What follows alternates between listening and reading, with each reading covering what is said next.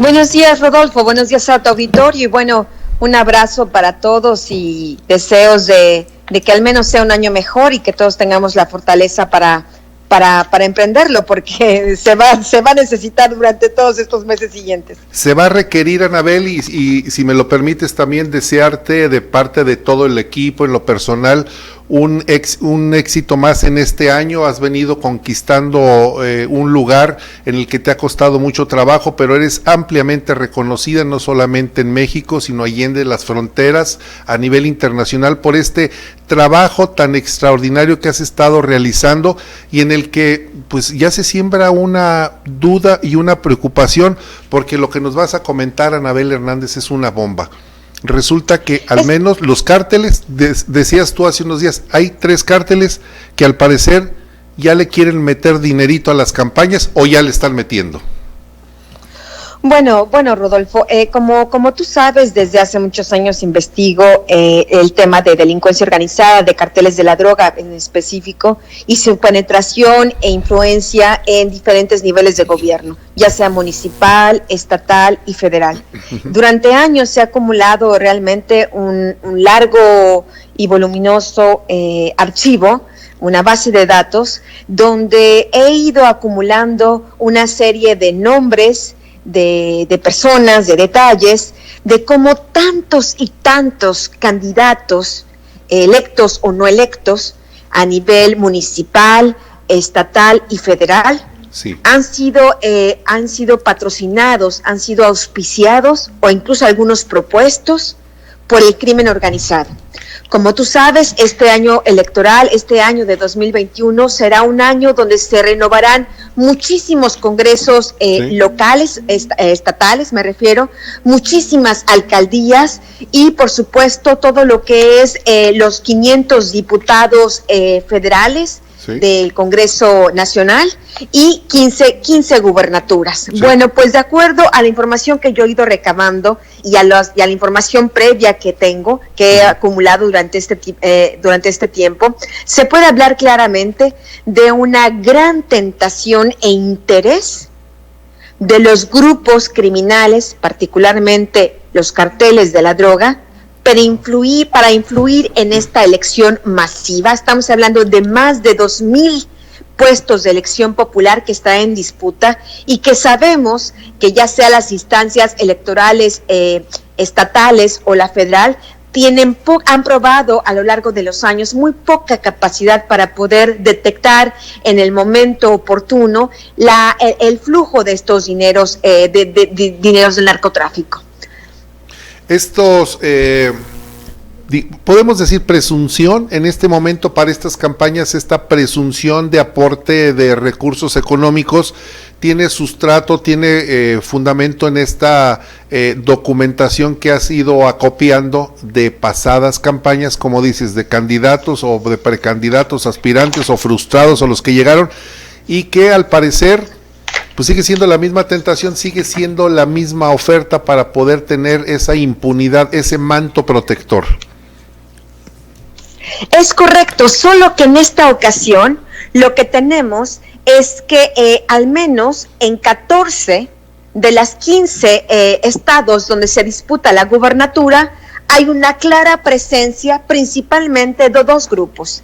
Esto es un mapa de riesgos que estoy detectando a través de 2 fuentes de información. Por un lado está el mapa de presencia de crimen organizado de los carteles de la droga, sí, que en septiembre pasado dio a conocer la Unidad de Inteligencia Financiera, que tú sabes dirige el señor Santiago Nieto. Sí. De acuerdo a la información, yo he estado pidiendo este mismo mapa tanto a la Fiscalía General de la República, tanto a la Sedena, tanto a la Secretaría de Marina, y realmente estas dependencias dicen que no tienen tal información actualizada, así que estaríamos hablando de que este mapa dado a conocer por Santiago Nieto en septiembre pasado es el mapa más actualizado. De acuerdo a este mapa, haciendo un cruce de datos, sí, entre las elecciones que están en curso, focalizándome principalmente en las gubernaturas, sí, y este mapa de Santiago Nieto, estaríamos hablando que principalmente sería el cártel de Sinaloa y el cártel Jalisco Nueva Generación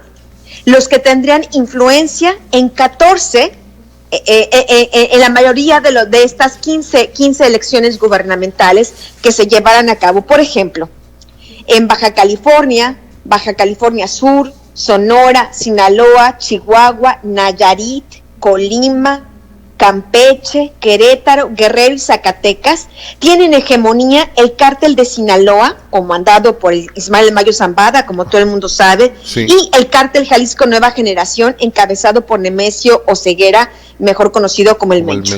Mientras que en San Luis Potosí tiene predominancia el cártel El Golfo, en Michoacán el cártel Jalisco Nueva Generación y La Familia, en Nuevo León el cártel El Golfo, los Zetas y el cártel El Noroeste. De acuerdo a la experiencia que yo tengo, y estaré haciendo pequeñas fichas informativas en las próximas semanas, regresando a casos emblemáticos donde hemos tenido candidatos a gobernadores elegidos directamente por el narco. ¿Cómo quiénes? O diputados. Por ejemplo, está el caso de Tomás Yarrington. El Tomás Yarrington es uno de los casos de Tamaulipas, es uno de los casos más documentados y claros sobre esta sobre esta situación, y todos los gobernadores previos a él. Yo en el 2006, en el libro Fin de Fiesta en Los Pinos, sí, dediqué un capítulo justamente a el tema de el entonces gobernador Tomás Yarrington, donde pude hablar directamente con gente del cártel del Golfo, donde hablaban que Tomás Yarrington, desde que fue alcalde de Reynosa, fue creado, auspiciado por el cártel del Golfo para ir creciendo en su carrera política y llegar a la gubernatura.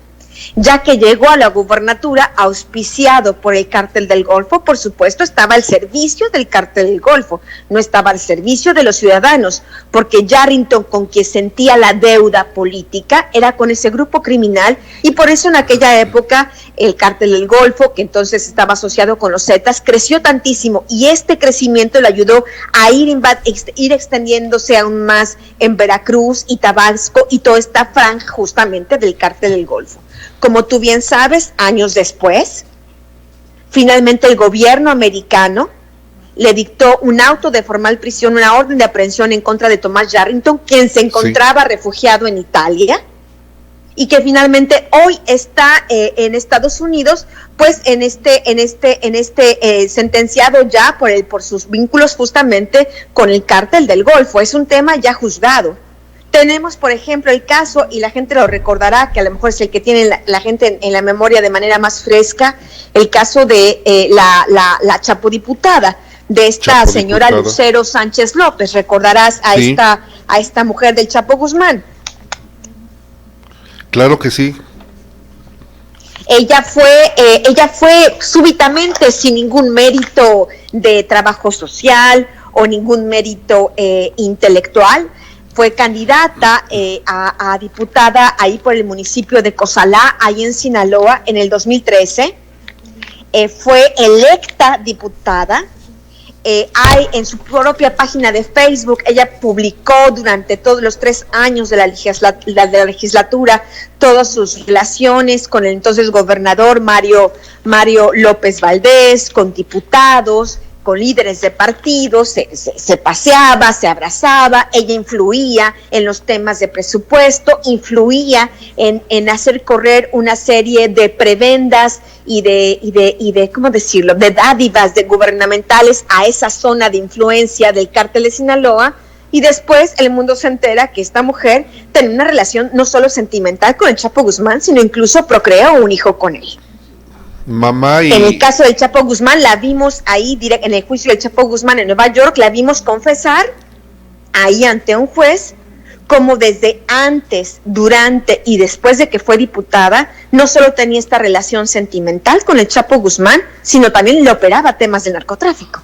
Era su socia en el negocio. Anabel Hernández, preguntarte, el fallecimiento del gobernador de Jalisco, que lo ejecutaron, ¿qué día fue? El día hoy no recuerdo, 15 de diciembre, no recuerdo si me pueden apoyar en producción. Está vinculado con el cártel Jalisco. Hay, bueno, a él lo señalaban que desde el tiempo en que era diputado, el cártel Jalisco lo apoyaba económicamente para poder encumbrarlo, y que fue la manera en la que llegó como gobernador de Jalisco. ¿Tú tienes información al respecto? Rodolfo, justamente es una de las fichas que estoy elaborando. Ya. Yo tengo un documento que data del 2013. Sí. Elaborado por la Secretaría de Marina, de estos documentos de inteligencia. Sí. Donde aparecen una serie de nombres que después hablaremos, porque serán nombres que seguramente circularán en estas elecciones, y yo quiero estar muy atenta haciendo un cruce de datos entre los nombres de los candidatos de todos los partidos políticos, porque aquí no se trata de que solo algunos partidos políticos son contaminados. Estamos hablando que en general todos los partidos políticos pueden ser contaminados, los candidatos de esos partidos políticos pueden ser contaminados por estos recursos de procedencia ilícita, porque de acuerdo a la información que yo incluso tuve en su momento del abogado del Mayo Zambada, de Fernando Gagiola, él me decía, con el cártel Sinaloa, le gustaba auspiciar, patrocinar al candidato sea de la corriente política que sea, con tal de tener repartir los huevos en diferentes canastas, así sea el que gane, le debe le debe gratitud por la gubernatura. Claro. En el caso de el exgobernador de Jalisco, aparece en este documento de la Secretaría de Marina como que ya él mismo ya estaba sujeto a investigaciones porque se había detectado presuntos financiamientos de narcotráfico en su campaña a gobernador. Entonces, una de las posibles hipótesis de su homicidio pudiera ser el callarlo para que no hubiera el día de mañana una vinculación con ese grupo delictivo. O que no haya cumplido con sus acuerdos. O que no haya cumplido. Tú recordarás, y en este momento, disculpa mi falta de memoria, tú recordarás que cuando inició su gobierno, su secretario de Turismo fue ejecutado. Sí. También al estilo narco. Sí. Si mal no recuerdo, ese homicidio nunca fue realmente aclarado de cuáles eran los móviles de ese asesinato. Pero quedó pues así, lo ejecutaron al inicio del gobierno del señor Aristóteles, y así quedó la situación. Bueno, de acuerdo a este expediente, este exsecretario de Turismo, porque ya por desgracia lo asesinaron, sí, habría estado involucrado en esa misma supuesta red de financiamiento del narco a la campaña de Aristóteles. Así que sí, pienso que al menos tendría que plantearse como una línea de investigación. Si es que se quiere llegar a desentrañar el verdadero origen del crimen, porque también ya tendrás conocimiento de las imágenes que se han publicado en donde los trabajadores del restaurante donde fue asesinado Aristóteles, pues inmediatamente que sucede el crimen se ponen a limpiar, a alterar pues la escena del crimen para que no haya manera de tener alguna evidencia. Pero bueno, evidentemente en un caso criminal como este, si bien la escena del crimen es fundamental, es mucho más importante los días previos a que ocurriera el crimen. Tienes razón. Si el exgobernador había recibido algún tipo de amenaza, si estaba en algún tipo de negocio, sí, si tenía un problema personal. Evidentemente que no nos vengan las autoridades a decir que porque la escena del crimen fue, ¿cómo se dice?, manipulada, no se puede llegar a la verdad. Me parece que quien nos quiera vender eso a la gente de Jalisco o a los ciudadanos en general está mintiendo. Sí, si bien es cierto, de nuevo, para cualquier investigación criminal es muy importante la escena del crimen, evidentemente puede haber otras maneras de llegarse a la información para encontrar la verdad en este caso. Tienes toda la razón. Y en este caso, esa información está una de esas informaciones está justamente en este expediente de la Secretaría de la Marina. Anabel Hernández, entonces mencionas tú que al menos en 14 gubernaturas, donde va a haber las elecciones de las 14 gubernaturas, Los grupos de la delincuencia organizada, los cárteles de Sinaloa que comanda Ismael El Mayo Zambada, que has documentado muy bien su vida y sus andanzas, y el cártel Jalisco Nueva Generación son los que están financiando. Hace unos días tú mencionabas de 3 cárteles y hablabas también del cártel de Juárez, que comentabas está resurgiendo. ¿A quién está apoyando y quién está detrás de este cártel? Bueno, de esta información, Rodolfo, prefiero aún no hablar. Es una información bien, que estoy terminando de ¿cómo se dice?, de documentar. Sí. Y cuando tenga más información al respecto podré dar los detalles, pero realmente estamos hablando de un resurgimiento de una manera importante por parte de familiares de Amado Carrillo Fuentes. Amado Carrillo Fuentes, el señor de los cielos. Y entonces, si yo tuviera que construir en este momento el titular del periódico, como luego se dice coloquialmente, la de 8, yo podría decir 3 cárteles apoyarán las campañas políticas. Dijéramos que tienen la tentación de buscarán intervenir en las campañas políticas. El tema es que los partidos políticos se blinden ante esto. El tema es que elijan bien a los candidatos. El tema es que los ciudadanos también puedan observar las listas de candidatos, googlear los medios de comunicación, quién es quién. Porque hay algunos, bueno, y no quiero adelantar la información que estoy preparando, pero hay algunos nombres que yo ya comencé a notar que ya tienen antecedentes. ¿Cómo es posible que los partidos políticos los estén patrocinando o impulsando como candidatos? Bueno, pues ahí es donde esta información tiene que hacerse pública simplemente por áreas de transparencia. La gente, por supuesto, tendrá que elegir, que elija lo que quiera elegir dependiendo del partido político, sus ideologías o sus simpatías, pero que elija en base a la información. Ese es el tema, Rodolfo, y por eso quisiera yo estoy comenzando voy a hacer una serie de reportajes a lo largo y reportes a través de mi columna en la Deutsche Welle, para tratar de llamar la atención y hacer como un pequeño semáforo en naranja y decir, aquí hay un riesgo, y es un riesgo que puede convertirse en una terrible realidad, número 1, por la lista de candidatos, y número 2, por los intereses que están en juego. Así es, tú estás poniendo el semáforo en amarillo, diciendo, señores, hay que tener cuidado, y te quiero hacer una propuesta, Anabel, si estás de acuerdo, que conforme vayas publicando en tu columna esas fichas, esos documentos, podamos irlos comentando para que las personas, los políticos, los partidos y las autoridades pues pongan los ojos en esos grupos, en esos candidatos, en esos estados en donde se puede infiltrar el narcotráfico, porque hay que decirlo, Anabel, las campañas cuestan y cuestan mucho. Cuestan mucho, pero además, y eso es una realidad, y bueno, es un dato duro, no es una especulación, al menos en la elección del 2018, que es una de las más recientes, sí, al menos 79 candidatos rebasaron el tope de campaña, que eso ya es un semáforo más que naranja. Si bien es cierto, de nuevo, a las autoridades electorales les es muy difícil contabilizar el dinero, y sin duda alguna mucho más de 79 se habrán pasado de ese tope, porque hay muchas maneras de disimular y disfrazar el financiamiento, ya sea en especie o en dinero. Al menos esos 79 ya nos están dando un margen de, bueno, ¿y de dónde viene este dinero? Y el señor, ¿cómo lo obtuvo? ¿Qué empresario se lo dio?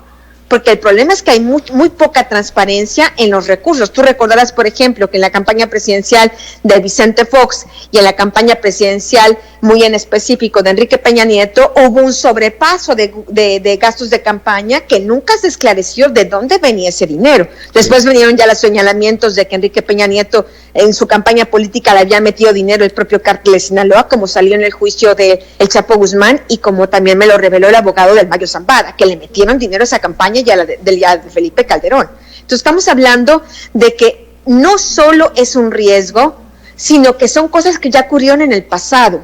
Sí. y me parece que deberíamos estar atendiendo eso que ya pasó para que no vuelva a suceder. Así es, ahí es de donde debemos de tomar la experiencia en el pasado para que no se repita en el presente. Anabel Hernández, quiero agradecerte que eres siempre tan generosa con este espacio, la confianza que nos tienes para poder compartir tus investigaciones y tus trabajos periodísticos, y hacerte la invitación para que en la medida en la que vayas publicando, pues podamos irlos comentando también. Con mucho gusto, en el interés de que esto pueda ser de alguna utilidad para la ciudadanía, con muchísimo gusto. Por supuesto que es de muchísimo interés. Anabel, te mandamos un abrazo y nuevamente reiterarte los mejores deseos para este año y más éxitos para tu carrera. Igualmente, muchísimas gracias. Gracias. Saludos a todos, gracias. Hasta luego. Anabel Hernández, un abrazo.